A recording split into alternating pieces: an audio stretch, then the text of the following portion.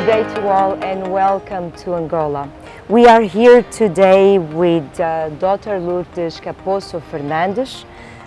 She is a known MP and businesswoman and owner also of local content-focused business. Also well known as a professional compliance teacher and lawyer. We will present today, one subject that is one of the most important ones in our planet. We're going to speak about the environment, the inclusive governance, the sustainability, development and resilience in our Angola. Dr. Lourdes Caposso Fernandes. First of all, it's my pleasure to make this communication for ICCF sponsors, partners, founders, because International Conservation Foundation, they really care about the environment. And as an MP, as a professional and a teacher of compliance, I'm always motivated to share my knowledge because when you share knowledge, you learn. Yeah. So talking about environment, it touches because it's also is individual cause. Yeah. It's talk about us as our environment, our health, our environment. It's why this amazing place that I have been here for the last 20 years here in Luanda. It's a pleasure to be here. Really, it's a pleasure to pass this message that you just said. Personal environment, local environment and global environment, it matters to all of us. What is your opinion of how can Angola enhance the climate education and awareness in small communities, with young people too? What I have been seeing about it, families. First of all, everything starts in the family. Family is the most important institution. So family start educating children to not throw away the trash. Yes. It starts from there. And I see in Angola a lot of projects that they take children from the street because one of the challenges we have in Angola is the poverty.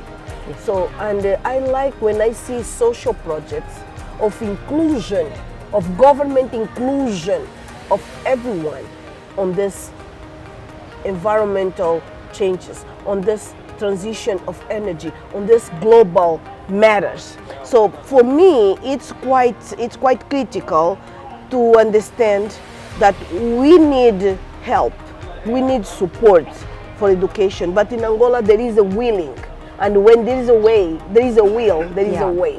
So to empower it, it's not only with the help of the government. It has to be something that comes from inside. Exactly. This is also exactly what you also exactly. It's why I was mentioning the family. I would like to talk about women. We women, we have a strong responsibility on that. So I wanted to mention all women that are watching what we are saying. It's quite critical because women, we educate the families. Yes. So it's very important that women are leading those campaigns of environment, those campaigns of climate changes, of inclusion of government. Because when we talk about environment, it's not only the personal environment, the business environment, it's the natural environment. Look at here, we are seeing the sea, we are seeing the trees. This is natural environment. We need to protect it. And I would like to jump directly to the Sustainable Development Goals. Yes. If we go to the Sustainable Development Goals, we see that we have their causes to protect the land, to protect the global climate action on the climate 13. Yeah. And if we go on the ODS 5, we have on ODS 5 the women, gender, equality, education. And ODS 2 talks about no anger and the sustainable agriculture. So all those points are related clearly in order to create a better environment, yes, a better place. So resilience, it's clearly the way when we achieve a point that we see the challenges flexible. So there is a challenge, but we can turn out this challenge on a very flexible way. So resilient is also to do a plan ahead. And this is a global matter. It's why it is important to understand that it's not only Angola. This is not regional. It's not only other African countries. It's global. It's a global action. It's why it's very important to talk about it here in the United States of America. And we are going to work together on this. We on locally, regionally, and globally on these three levels. We are going to work together. I can see Dr. Lourdes have a passion about this subject. If you had the possibility to begin with something, which one would be your first step? My first step is always mindset, education.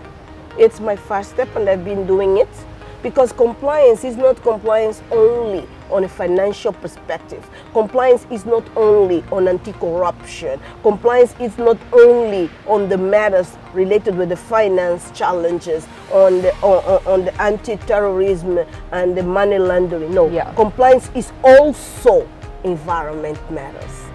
So it's why educating the compliance attitude, complying with education from home, compliance, the knowledge is also an environment matter. It's why environment for me, it's a critical.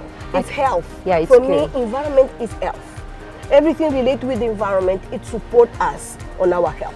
Even the agriculture, what we eat, it's environment. And what about SDG 17? SDG 17 is my favorite. It's my favorite because it's a resume of all of them.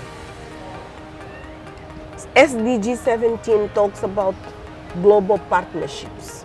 So it shows that we cannot achieve the other 16 without global partnership.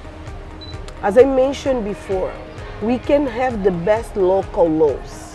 We can have the best regional laws. But on a global way, if we are not all together, we are not going to get there. So global, the SDG 17 is the SDG that motivates, that inspires, that promotes, that elevates the partnerships of everyone. If we look to the SDG number 1, which is the SDG related with no poverty. The SDG number 2 that talks about no hunger and sustainable agriculture. Even on the 7 that talks about the biodiversification. So those biodiversity, those agriculture, those sustainable development goals, it's why they're coming from UN, United Nations. We all of us are represented at UN.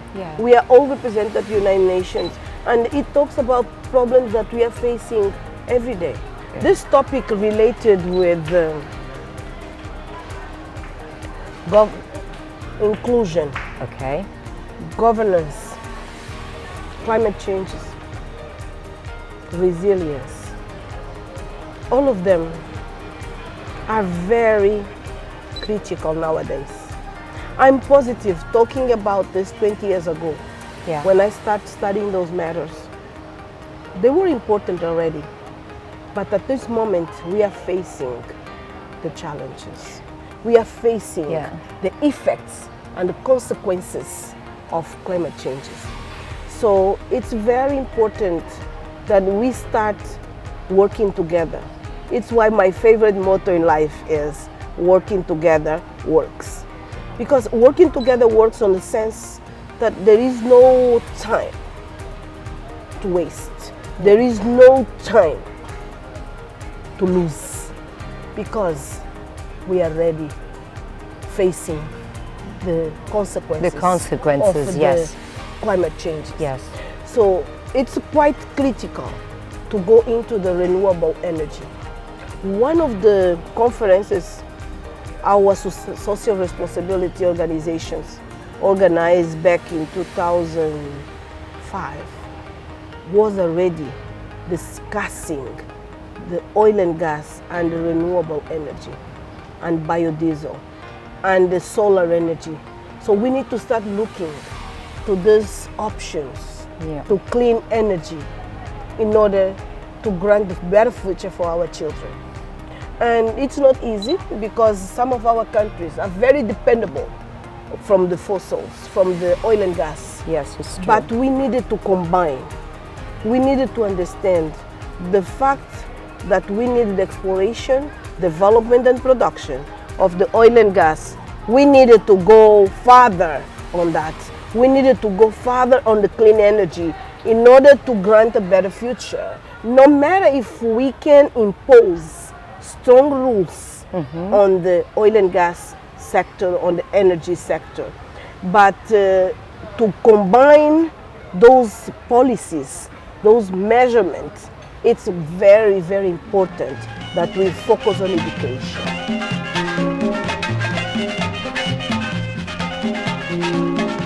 After being in that very beautiful environment next to the beach, now we are in the forest of the Luanda Island, yeah? And we can speak about the land conservation, the forest conservation. Yes, it's been 30 years that I have not visited the forest of Luanda Island.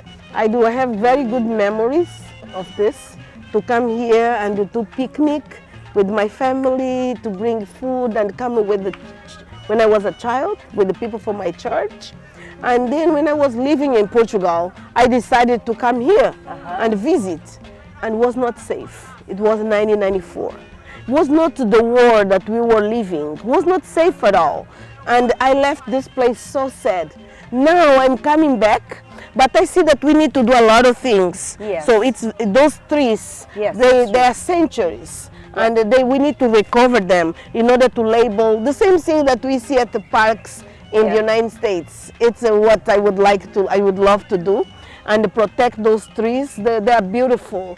This is eucalyptus tree over there, and it's quite rare to have them grow at this level. And so this is something we would like to work with ICCF to see if we can make this park, this forest, right on the heart of Luanda, right on the island of Luanda, to have this inside the projects we are going to work together. And this is for our future, of course. But one of the things that actually it's like making me a little bit like curious about everything is that you did come later on, and I think that there's people don't understand that we passed through years of war. That's why we had to stop. Exactly. No, but the war was horrible. It's why this month, the month of April, it's a month that we have in our heart. Is where April 4 we signed the Peace Day, and the point is what we need to do.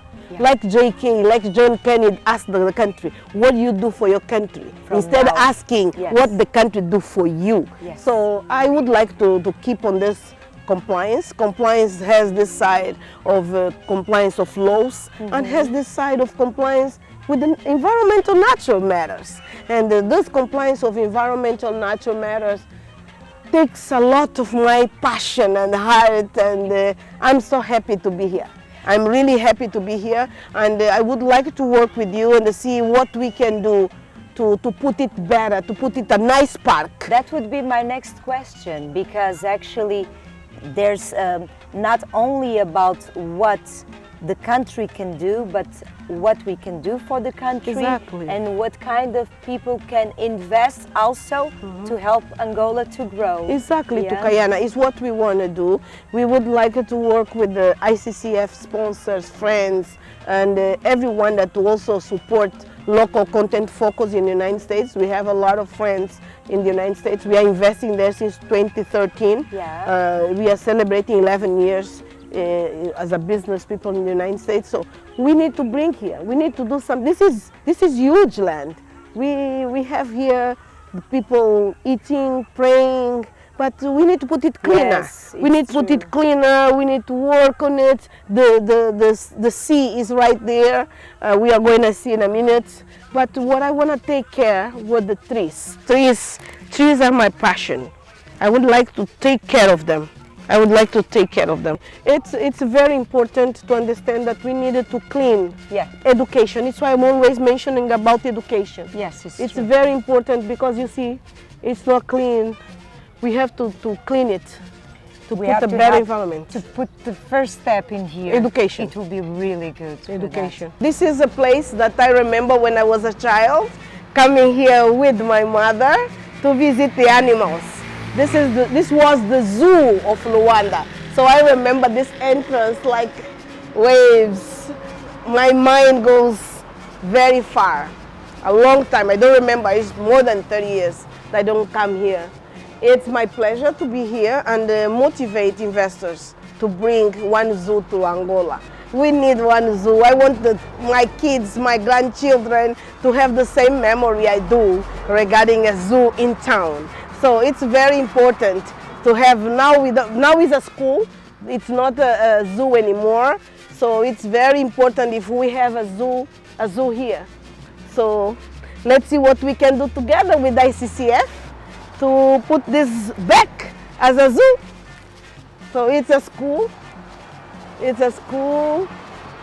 and there is no zoo in Luanda, so a zoo is needed. Thank you.